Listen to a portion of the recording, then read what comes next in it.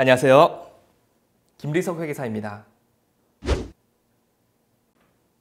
네, 일반적으로는 그렇습니다. 소득세는 소득이 많을수록 더 높은 구간의 세율이 적용되는 누진세율 구조라서요. 맞벌이 부부가 부양가족에 대한 인적공제를 받을 경우 총급여가 많아서 높은 세율을 적용받는 배우자가 공제받는 것이 유리합니다. 맞벌이 부부가 중복해서 공제받을 수 없기 때문이죠. 네, 부부의 종합소득 과세표준이 비슷하거나 한계세율 근처라면 인적공제를 적절히 배분하는 것이 유리합니다.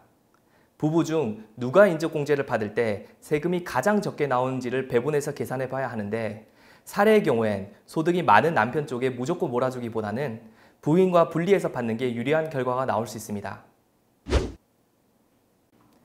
의료비 세액공제와 신용카드 소득공제는 종합소득이 적은 배우자가 지출할 경우 세금을 줄일 수 있습니다.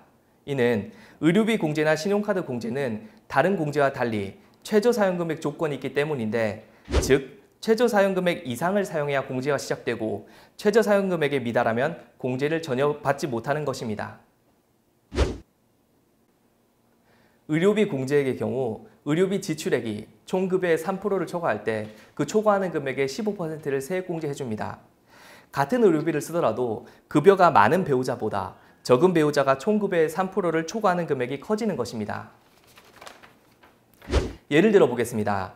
남편의 연봉이 8천만 원, 부인의 연봉이 3,500만 원, 이들의 의료비 지출액이 350만 원이라고 했을 때 남편보다 부인의 의료비 최소 사용 기준이 낮기 때문에 의료비 공제를 부인이 받으면 남편이 받을 때보다 20만 2천 원의 절세 효과를 볼 수 있습니다.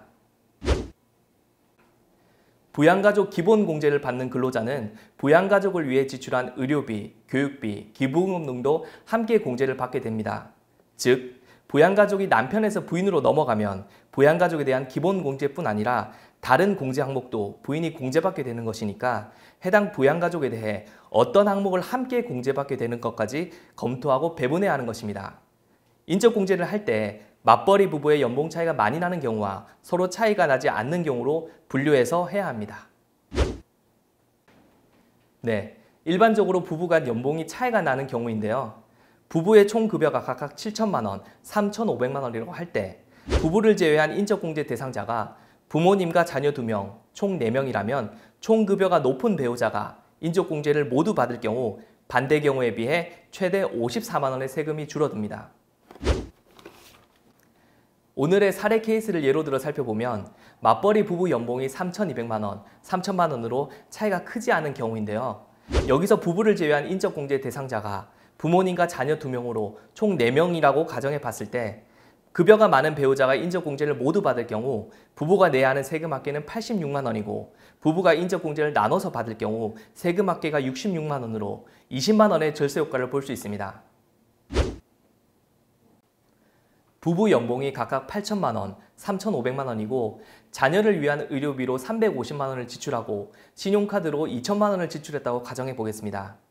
의료비 공제와 신용카드 공제를 소득이 낮은 배우자가 공제하고 인적공제는 적절히 배분해 소득이 높은 배우자가 더 받는다면 모든 공제 항목을 소득이 높은 배우자에게 몰아준 경우보다 32만 원의 세금을 아낄 수 있습니다. 소득이 낮은 배우자가 자녀 의료비 공제를 받기 위해 자녀들을 기본 공제자로 지정하고 나머지 부양가족은 소득이 높은 배우자가 공제받는 것이죠. 네, 안경이나 콘택트 렌즈의 경우 연간 50만 원까지 의료비 지출액으로 인정이 됩니다. 만약 총급여가 4천만 원인 근로자가 간소화 서비스에서 확인되는 의료비 지출액을 100만 원으로 확인을 했다면 연말정산에서 공제받을 수 있는 세액은 없는데요. 그러나 연말정산 간소화 서비스에서 확인되지 않는 안경 구입액 50만 원 영수증을 별도로 제출해 공제받는다면 4만 5천 원을 추가 공제받을 수 있습니다. 연말정산 간소화 서비스에서 제공되는 연말정산 내역이 실제와 다르거나 자료가 제공되지 않는 경우에는 해당 영수증 발급기관에서 공제증빙 서류를 받아 회사에 제출해야 합니다. 연말정산 간소화 서비스에서 수집되지 않는 자료는 교복, 체육복 구입비, 취학 전 아동의 학원비, 안경, 콘택트 렌즈 구입 내역이 대표적이고요. 국외교육비, 장애인 보장구 구매 영수증과 월세액 공제 관련 증빙도 납세자가 직접 제출해야 합니다. 맞벌이 부부가 연말정산을 할 때 어떤 공제를 누가 받느냐에 따라 돌려받는 세금의 금액이 달라지므로 전략을 잘 짜야 하는데요.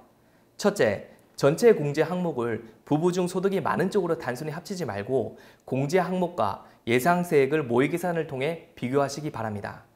둘째, 기본 공제를 받는 배우자가 기본 공제자에 대한 다른 공제 항목도 함께 받게 되는 것을 기억하시고 기본 공제자를 배분하시기 바랍니다. 마지막으로 연말정산 간소화 서비스에 나오지 않는 영수증 등의 증빙자료는 납세자가 직접 챙겨야 됩니다. 감사합니다. 김리석 회계사였습니다.